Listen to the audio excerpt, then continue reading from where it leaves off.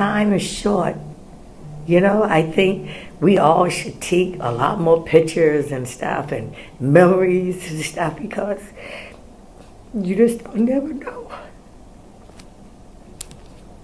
And just look, hours later.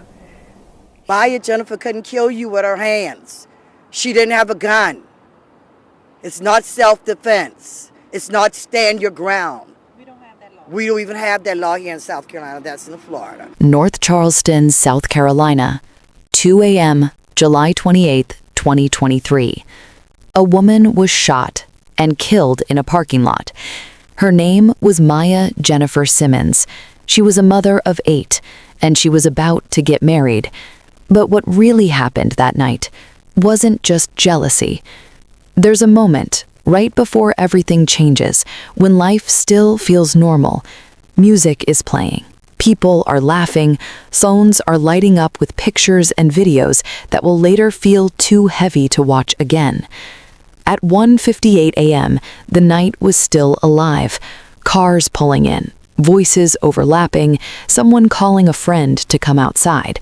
Nothing about those seconds warned anyone what was coming next. And then, a single decision, a single movement, a single sound that would split one life into before and after. She didn't even have a gun, so how is that self-defense?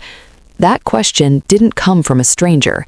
It came from someone who knew Maya, someone who had to sit with the reality that a young woman, full of plans, full of love, was suddenly gone. Heartbeat fades in, slow, heavy. How does a woman go from planning her wedding to dying in a parking lot hours later? How does a mother tuck her children into bed, not knowing that would be the last time? And how does a night that started with celebration end with sirens, flashing lights, and people screaming her name? At 2:01 a.m., chaos replaced music.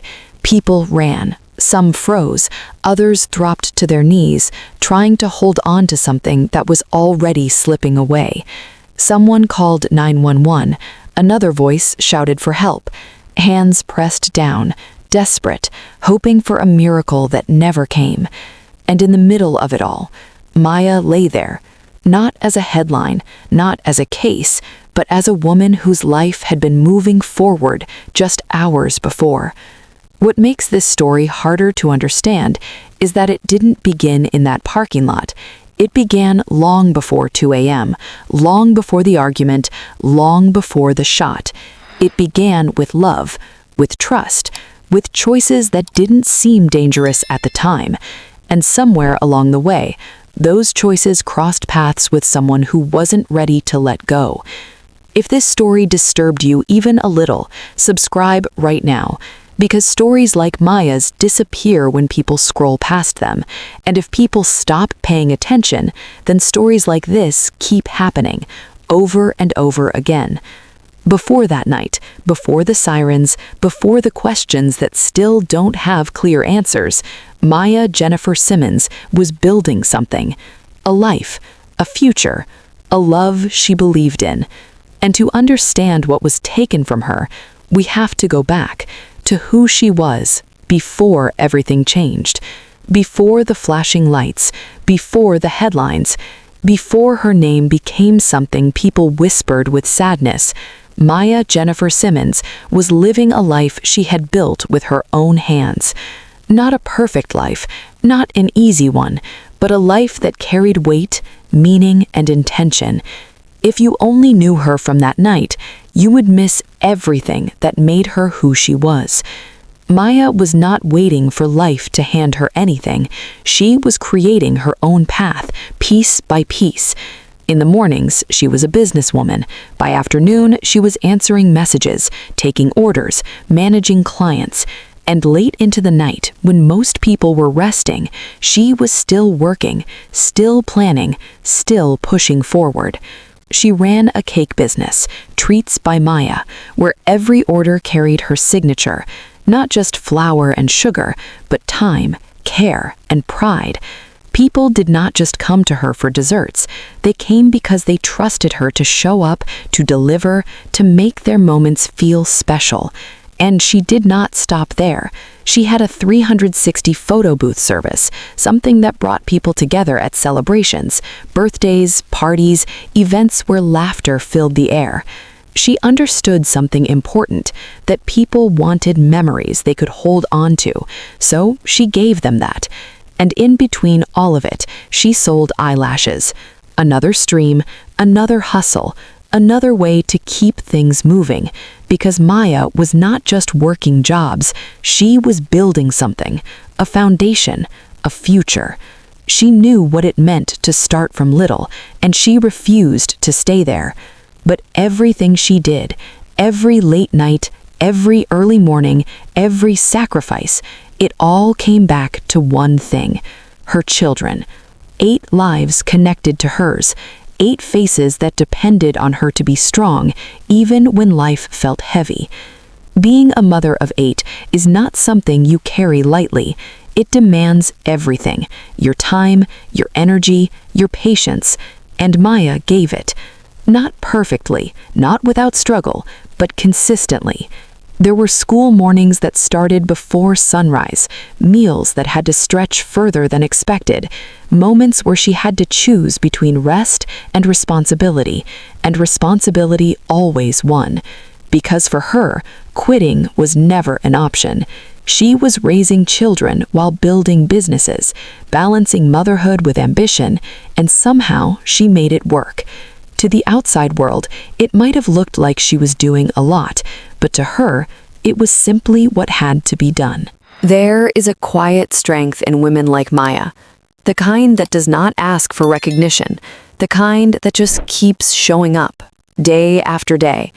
And somewhere along that journey, after everything she had carried, everything she had survived, love found its way into her life again. Or at least, it felt that way. He came into her world at a time when she was ready for something different, something steady, something that felt like peace instead of pressure. And for a while, that is exactly what it seemed to be. There were moments that felt real, moments that made her believe she was stepping into a new chapter, a chapter where she would not have to carry everything alone. Then came the proposal, not just words, but a promise, a future being offered to her. And for Maya, that meant something. Because when you have struggled, when you have fought to build your life, you do not take promises lightly. You hold on to them. You believe in them. You start to picture what life could look like if everything finally worked out. A home, a partnership, a sense of stability she had been working toward for years. The people around her saw it too. They saw her smile differently. They saw a kind of happiness that felt earned. And for a moment, it looked like everything was aligning, like the long nights, the sacrifices, the effort were finally leading somewhere good. But life does not always reveal everything at once. Some truths stay hidden, quiet, waiting for the right moment to surface. And in this story, someone from his past was still watching. If you have ever said, "That could never be me," then you are exactly who needs to subscribe. Because stories like this do not begin with violence. They begin with trust, with hope, with small signs that are easy to overlook until it's too late. But the truth is, no story like this begins with a single moment. It begins quietly, in places no one is really paying attention to, in conversations that feel small until they're not. And in this story, that quiet place had a name. Her name was Keisha Simmons Birch, 39 years old, older, more experienced, and already connected to the man Maya believed was her future. This was not a stranger stepping into the picture. This was someone who had already been there, someone who had history, memories, and unfinished emotions tied to the same man. Before Maya ever said yes to that proposal, before she started imagining a life with him, Keisha had already been a part of his world. And relationships do not always end clean. Sometimes they leave doors slightly open. Sometimes they leave conversations unfinished. Sometimes they leave feelings that do not disappear, even when they should. From the outside, it may have looked like the past was over, but reality is not always what it appears to be. What Maya believed and what was actually happening may not have been the same thing. Because behind the scenes, there were still connections being maintained, conversations that continued, moments that were shared in private, a bond that had not completely broken. According to reports, the man at the center of it all had not fully let go of his past, and that created something dangerous. Not loud, not obvious at first, but something that sat in the background, waiting to surface. For Maya, there may have been signs, small ones, moments where something felt off, moments where explanations didn't fully make sense, moments where intuition whispered, but logic tried to quiet it down. Because when you care about someone, you want to believe them, you want to trust what they tell you, and sometimes you convince yourself that what you are feeling is just doubt, not truth. But on the other side of that situation, there was another woman, watching things unfold, seeing a man she once had, now building something new with someone else. And even if she was not physically present in every moment, she was still connected, still aware, still involved in ways that were not immediately visible. In today's world, conflict does not always happen face to face. Sometimes it lives inside a phone. Messages, posts, subtle statements that are not direct but are meant for someone specific. Tension that builds without voices ever being raised out loud. There were exchanges, back and forth energy that didn't feel peaceful. Jealousy has a way of showing itself in small ways first. A comment here, a post there, a message sent at the right time to the right person with just enough meaning behind it.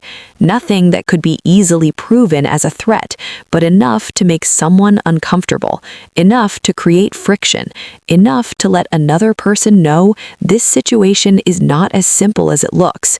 And somewhere within those interactions, there could be a message like this: "He's not yours like you think." A sentence that doesn't shout but lingers because it plants a question.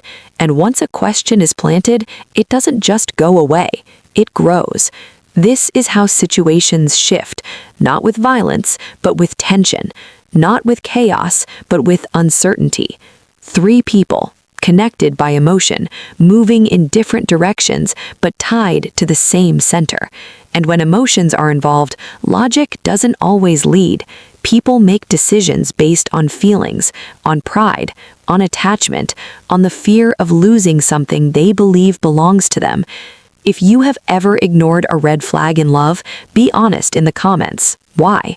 And if you feel the urge to turn away from stories like this, ask yourself why they make you uncomfortable. Because the truth is, many people recognize these patterns, but don't act on them until it's too late. Every ending has a beginning, but sometimes the clearest way to understand it is to start at the moment everything broke and walk backward. North Charleston, a parking lot. Just after 2 in the morning, people standing in shock, trying to make sense of what just happened. A body on the ground, voices calling her name. And just minutes earlier, none of this existed. So, we go back. Not weeks, not months, just 72 hours. Because everything that led to that moment was already in motion. 3 days before, there was no fear in her smile. Maya Jennifer Simmons was celebrating another year of life, a birthday, the kind of moment people look forward to. Music playing, friends around her, laughter filling the space, photos being taken, videos recorded, memories being created in real time. She looked happy, not the kind of happiness people pretend to show, but the kind that comes from feeling like life is finally moving in the right direction. Because for her, it was. There was progress. There was growth. There was something ahead of her that felt worth reaching for.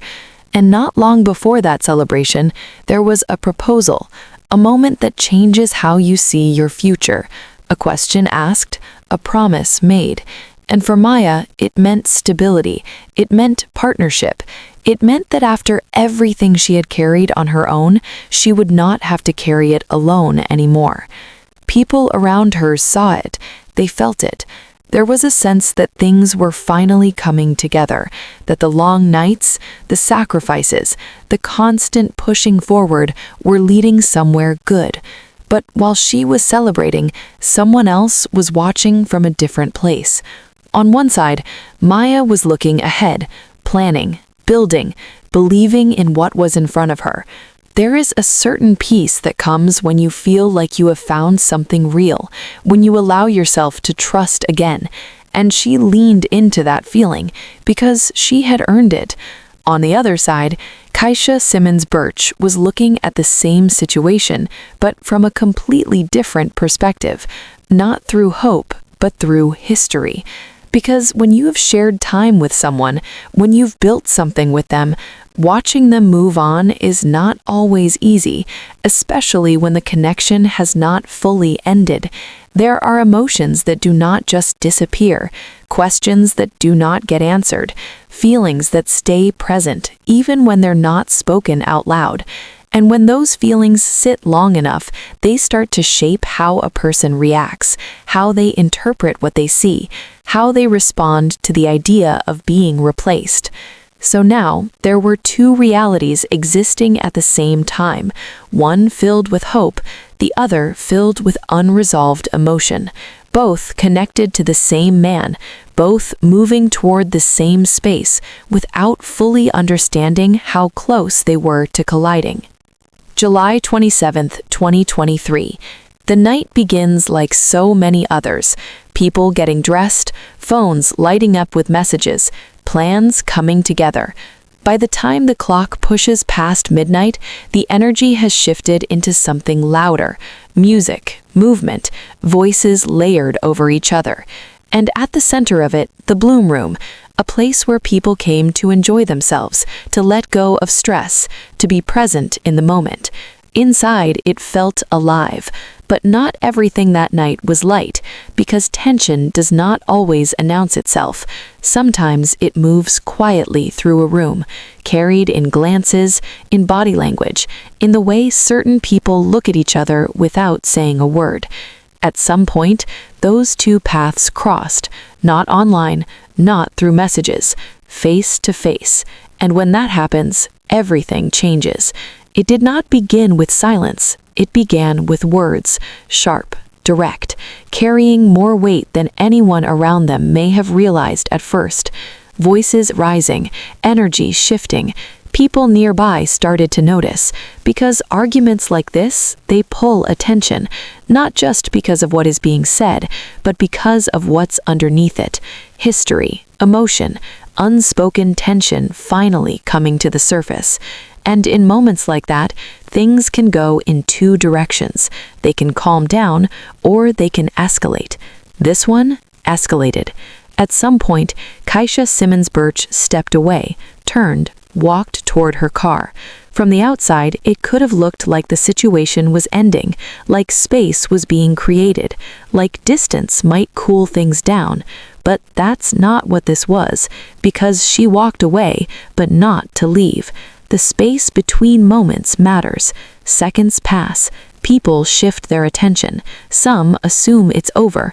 And then, everything changes. A gun is retrieved. A decision is made. A trigger is pulled. The sound breaks through everything. Louder than the music, louder than the voices, a single shot. And just like that, Maya Jennifer Simmons falls. No music, no voices, just silence, the kind that does not feel empty, but heavy. Then the noise comes back, but it is different now. Someone screams, another voice calls for help. People rush forward, others step back, frozen, trying to understand what they just witnessed. Hands pressed down, trying to stop what cannot be undone. Someone shouts to call 911. Phones come out, voices shake. Time starts to move in a way that feels both fast and painfully slow. Minutes stretch. Sirens begin to rise in the distance. Closer, closer, until they are right there. First responders take over, focused, urgent, doing everything they can in a moment that is already slipping away. But not every moment can be reversed. Not every life can be pulled back. And as the scene fills with flashing lights, one truth begins to settle in. This is not something people will forget. If this moment made your chest tight, subscribe, because too many women never get their stories told this way. The night did not end in that parking lot. It carried forward, into flashing lights, into questions, into a silence that no one could fully explain. Officers moved quickly. The scene was secured. Witnesses were separated. Statements began, fragmented, emotional, inconsistent. Some voices shook. Others spoke too fast, trying to make sense of something that had already slipped beyond control. And then there was her, Keisha Simmons Birch, standing there, no longer just a name whispered in conversations or hinted at through messages. Now she was at the center of everything. She was taken into custody. No dramatic resistance, no raised voice, just a moment where reality settled in, heavy and irreversible. The charges came soon after: manslaughter, possession of a weapon, words that would now define the narrative in courtrooms and headlines, words that reduced a life, a relationship, a chain of emotional decisions into legal terms. But behind those words, the question lingered: how did it get here, and who, if anyone, truly saw it coming? As the case began to take shape, another version of the story emerged. North Charleston police say that a woman has turned herself in for a July shooting that left one person dead. 39-year-old Keisha Simmons Birch has been charged with manslaughter and possession of a weapon during the commission of a violent crime. This is in connection to the shooting at the Bloom Room on July 28th that killed 30-year-old Maya Jennifer Simmons. North Charleston police found Simmons shot. She later died at the hospital. Birch turned herself in today and has been booked into the Al Cannon Detention Center. The Charleston County coroner has also identified the victim from a separate shooting early this morning in North Charleston. Officials say 30-year-old Maya Jennifer Simmons died at an emergency room after a shooting in the 6800 block of Dorchester Road. North Charleston police responded just after 2 in the morning to the parking lot One that of shifted Bloom the Room. lens. Self-defense. It was a claim that introduced doubt, and with it, discomfort. According to the defense, the night did not unfold the way many believed. They suggested that Maya was not simply walking away, that there had been an escalation, a moment where tension crossed into physical confrontation. They alleged that Maya charged first, that Keisha reacted, not out of intention, but out of fear. And just like that, the narrative split in two. On one side, a woman who walked away from conflict, who had plans, a future, a family waiting for her return. On the other, a woman who claimed she felt threatened, who insisted that in that moment she believed she had no other option. No camera captured the full truth. No single witness could piece together every second. And so the story became something else entirely, a question, a line drawn between perception and reality, between what was seen and what was felt. But for Maya's family, there was no uncertainty, no version of events that could make sense of what they had lost. Her grandmother spoke with a clarity that cut through the noise. She rejected the narrative completely. To her, there was no confusion, no justification, no gray area. Only absence, only grief. She did not see a confrontation. She saw her granddaughter, a mother, a woman who built a life with intention, who loved deeply, who showed up for the people who depended on her. And now that presence was gone, replaced by court dates, legal arguments, and a version of Maya that could not speak for herself. The family held on to what they knew: her laughter, her strength, her plans. Because when everything else becomes uncertain, memory becomes the only truth that cannot be argued. And then the questions settled in, quiet, unanswered.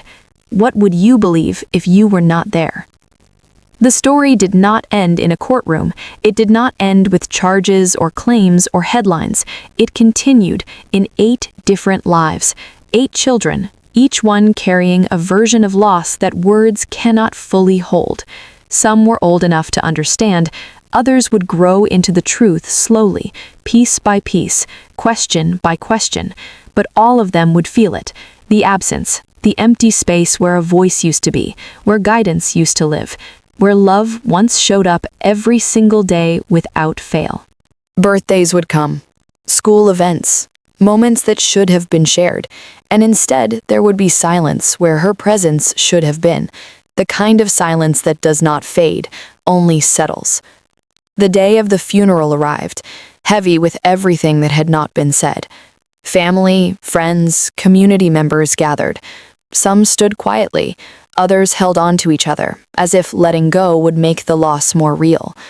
Stories began to surface, not the kind told in headlines, but the kind that live in everyday moments. How she showed up for people, how she made others feel seen, how she carried responsibility without complaint, how she loved.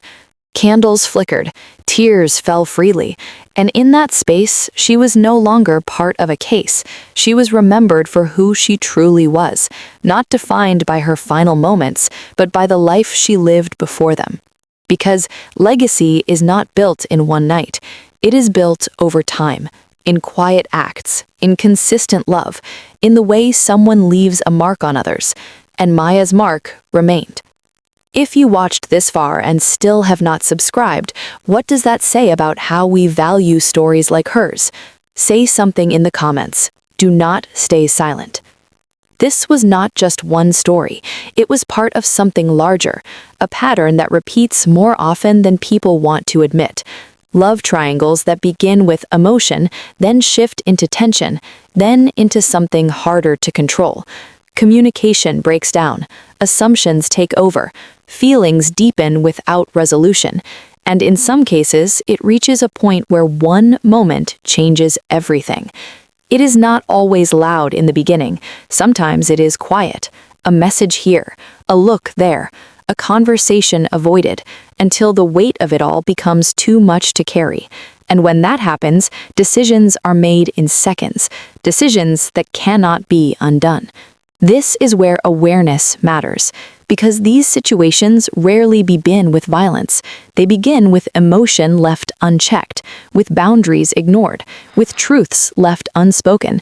And when those things build over time, the outcome can be devastating. She was not just a headline. She was not just a name attached to a case. She was a mother, a builder, a woman who believed in love, who believed in moving forward, who believed that what she was building would last. She had plans, she had purpose, she had people who depended on her, and in the end, none of that protected her. Because sometimes the danger is not obvious. It does not announce itself. It exists in the spaces people choose to ignore, in the conversations that never happen, in the warning signs that feel easier to dismiss than confront. And by the time it becomes clear, it is already too late. Her story does not ask for sympathy. It demands reflection. Because this is not just about what happened to her.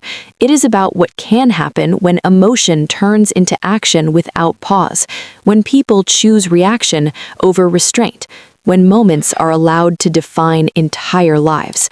She deserved more than that moment. She deserved time. She deserved peace. She deserved to go home.